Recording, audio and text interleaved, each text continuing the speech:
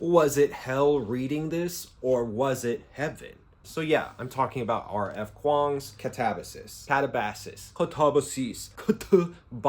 whatever you want to call it. This is R.F. Kuang's most recent novel, and I want to talk about it today. I think a lot of people are at this point familiar with R.F. Kuang and have potentially read at least one of her works. This is a standalone novel, features two Cambridge students that essentially go into hell to save the soul of their dead professor. So this is a true dark academia novel. R.F. Kuang has also described it as one of her first real romance novels, and I will get into that as well. Oh my god, this glare is insane right now.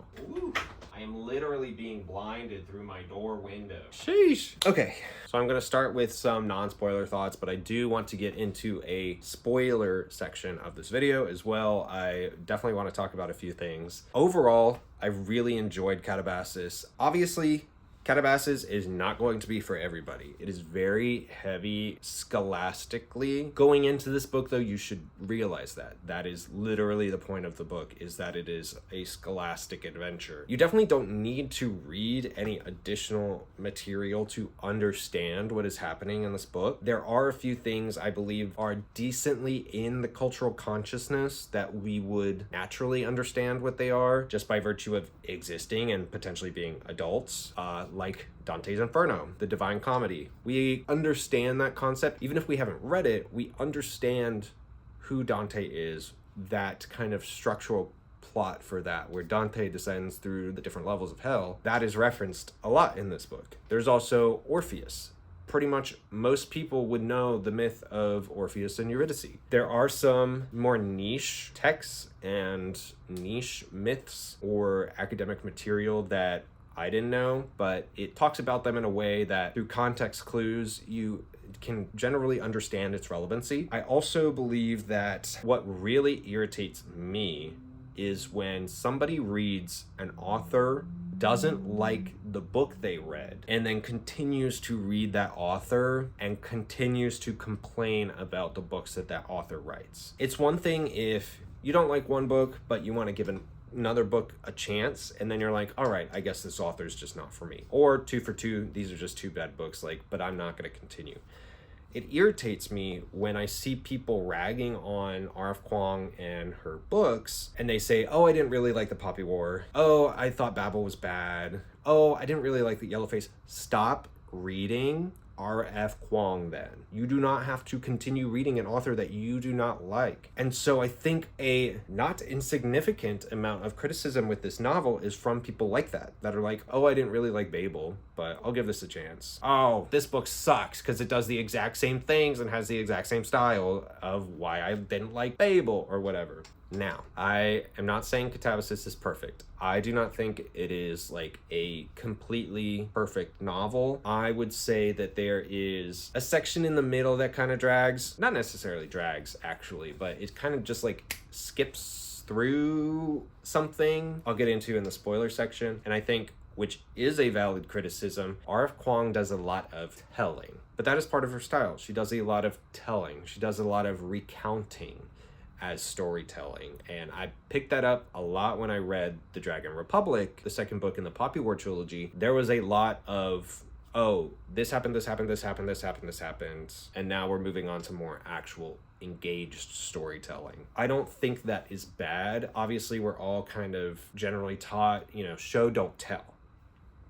But telling has a place. Telling has value. And I think the way Katabasis is structured, it starts right off with Alice and Peter going to hell. And then throughout the novel, you get their backstory, you get their relationship, you get each of their relationships with the professor they're going to find. You get information about how magic works. You get information about experiences in this college that Alice has. You get information about other magicians and how they are relevant to the story. All of that is important. Overall, I think the telling that she does in Katabasis is fine. I felt engaged with it. I felt engaged reading with it. I switched between audiobook and actually reading this because I wanted to keep getting through the story while I was at work and prepping food. So I listened to half of it on audiobook and read half of it. I was engaged.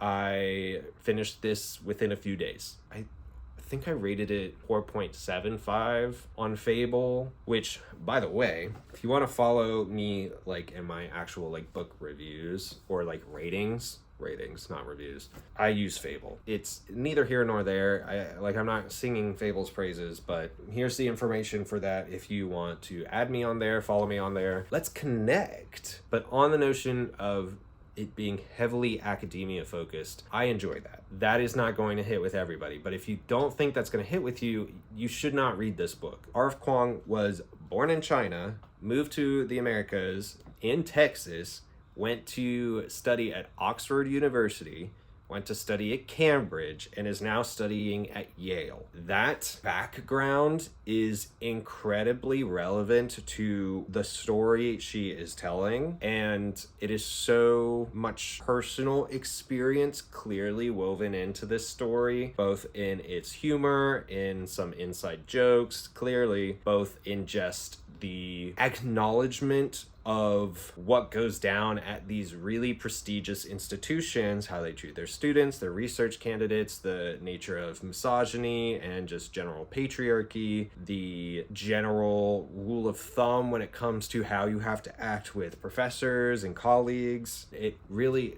makes this a fleshed out world. A couple other non-spoiler things I want to point out. I really enjoy the concept of magic in this world.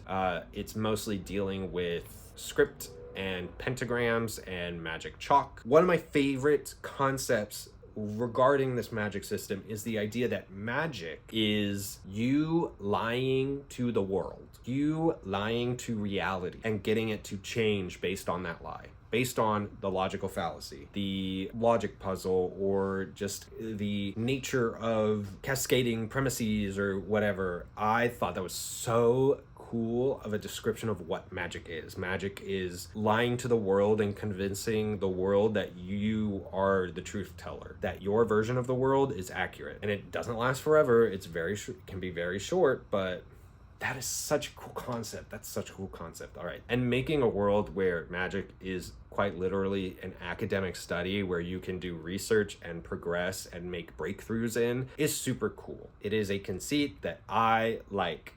And it's a conceit that I write. Greetings, my fellow readers, my fellow Katabasis review watchers. It is I, Hunter, from the future. Yeah, when I originally went to record this review, my phone storage filled up pretty fast, so I had to deal with that. Constant struggle, and I was over it at that time. So I'm coming to you from the future. Sorry in advance, but I'm just gonna parse these in throughout the video as needed. Let's go back to the past, shall we? This book also is not a romance. It's not a romantasy, but there is a romance in this book. It is very clear. It is so central to the plot of this story.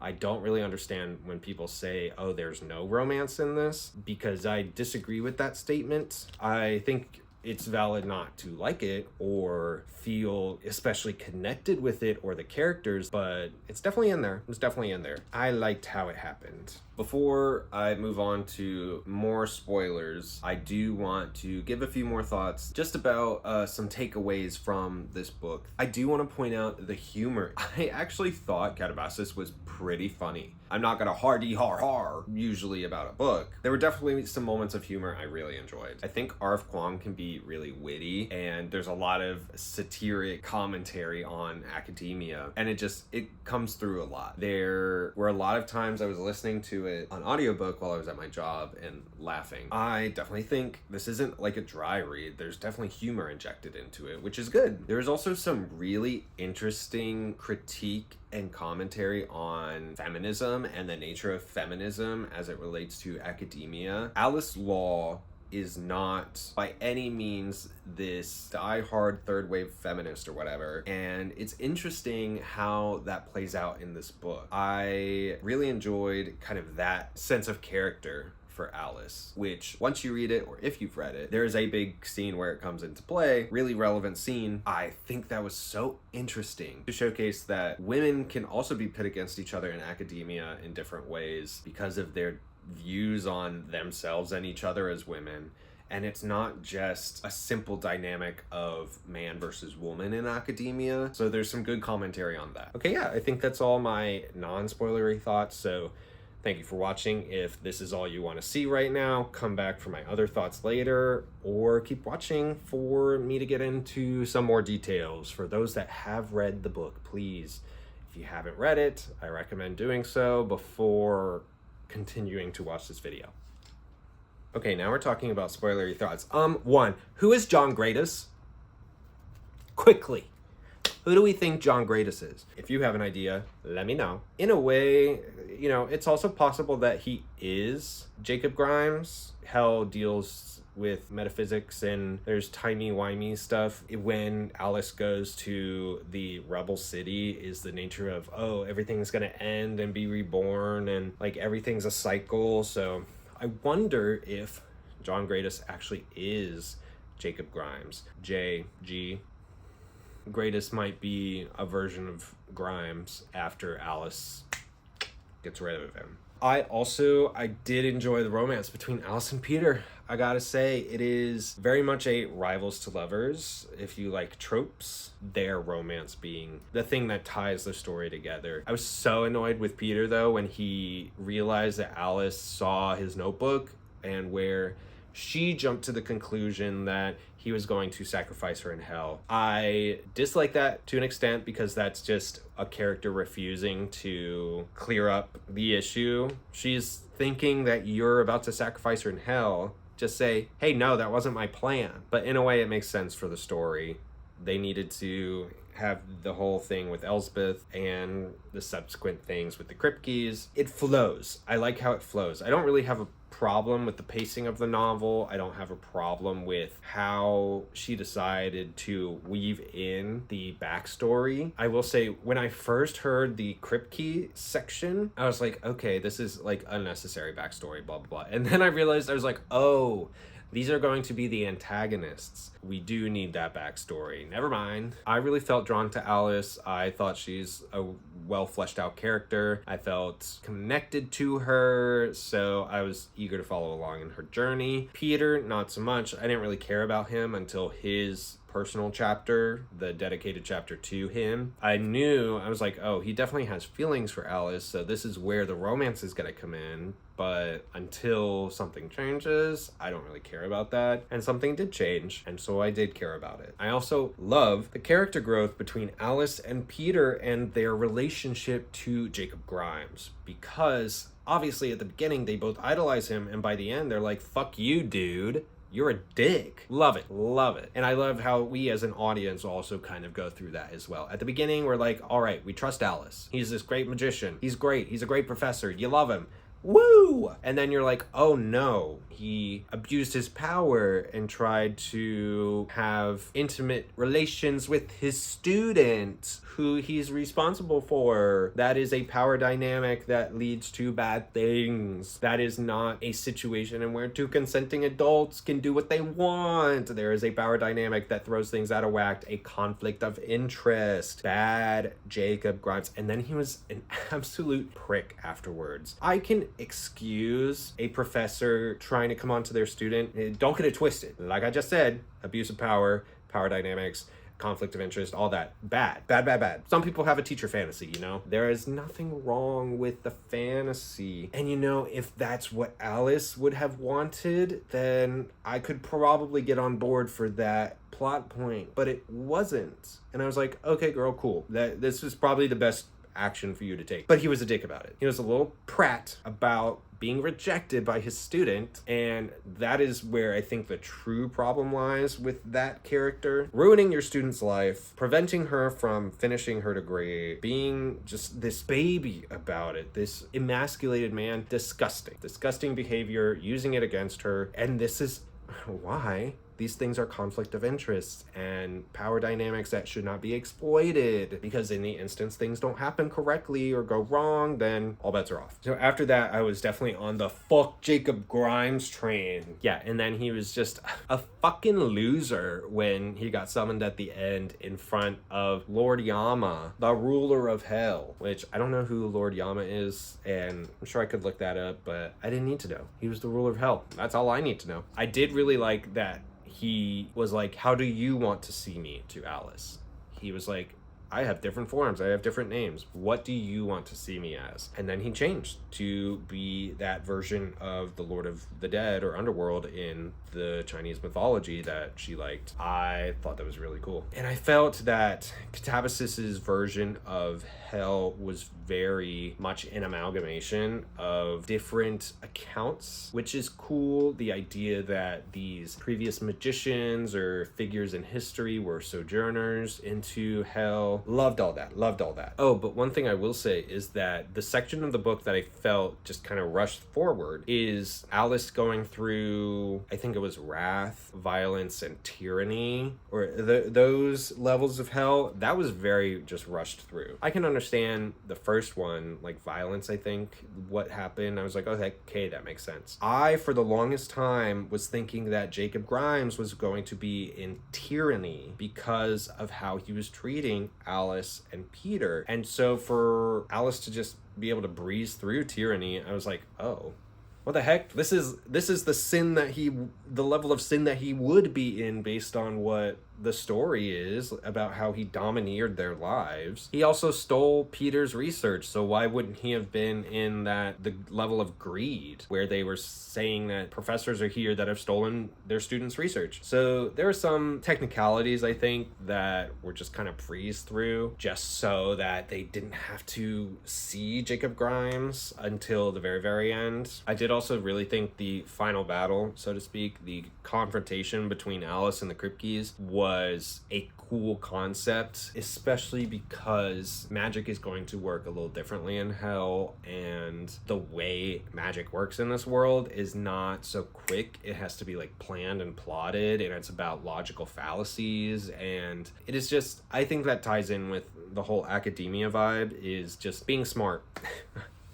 It's all about being smart. It's all about outsmarting people. And it really showcases to me R.F. Kuang using her intellect to develop new ways that magic works. Okay, timey-wimey stuff aside, we are now catching up. This is the moment where it actually cut out. I will say, I'm going to say it right now, one of the absolute funniest things in this book to me was when we go through this entire first half of the book thinking Alice Law killed Jacob Grimes. She's blaming herself. She's like, I have to do this because I killed him and it's all my fault. Only to get to Peter's moment when he's talking with Alice and is like, no, this is all my fault.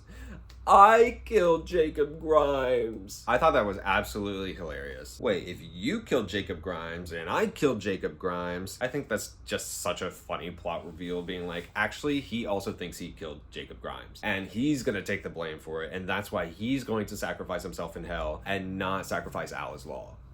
Also, I think this book really directly addresses the nature of suicidal ideation and feeling depressed, what levels of depression people might go through, how drastic of measures people might take depending on how they feel, especially with the crushing tyranny of academia over your shoulders. It was really important that Katabasis showed all of that, but still showed that at the end of the day, we see the light again. At the end of the day, Alice Law believes in herself, she trusts her own sense of self, and she does not want to die. She fights for herself, she comes out on the other side and, returns to the world of the living. I think it's really important to showcase that even when you may be so depressed, so suicidal, is that there is still hope for the future, and there is still beauty to be found in the world. There are still moments that you can find in everyday life, the mundane, the rituals that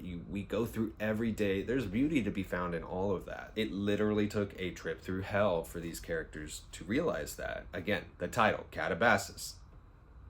but I really wanted to point out that R.F. Kuang is early in her career. I'm so excited for what is going to come next. R.F. Kuang only published The Poppy War, her first novel, in 2018. She has not even been in the game for a whole 10 years. That's wild. To have written the Poppy War trilogy, Fable, Yellowface, and now Katabasis, which, though it's not a perfect book, it is an incredible work of writing. And to see how she deals with fantasy, the inventiveness that she brings to fantasy, her style of writing, it's not going to fit for everybody, that style of writing. It's so incredible what she has done, and I'm so excited to see where she continues her career. I actually really look forward to another fantasy world, like actual second world fantasy, like the Poppy War. I hope she does something like that next, although she is really strong with these standalones as well. But I'm going to make a claim that I think R.F. Kuang is going to be one of our generation's biggest fantasy writers. She is potentially going to change the game. She is going to become a very successful voice in the fantasy genre, and I am so excited to continue reading her works. I really want to get The Burning God so I can finish the Poppy War trilogy. I'm definitely going to read Fable at some point. I'm probably not going to read Yellowface, but, you know, we'll see. And again, she can be a huge influential voice in fantasy while... Hi, Marvin. Hi, buddy. R.F. Kuang is, I believe, going to be this really influential and important voice in fantasy as she continues her career. Much like other fantasy authors, not everybody's going to like her writing or agree. So yeah, those are all my thoughts that I can immediately think of when it comes to Katabasis. Again, more often than not, people are going to know going in before even picking up this book whether or not it's going to be for them. Again, whether you like the academia focus, whether you like the storytelling style that R.F. Kuang does sometimes. All in all, had a great time reading Katabasis. Liked it, recommend it for sure. If I think of any other comments, or if y'all want to talk about anything else in the comments below, feel free to do that. Who's John Gradis? Who do we think John Gradis is? Where are the sleuths figuring this out? Please answer this question for me. Anyway, stay peachy, have a great rest of your day, folks, and we'll see what I post next. Bye.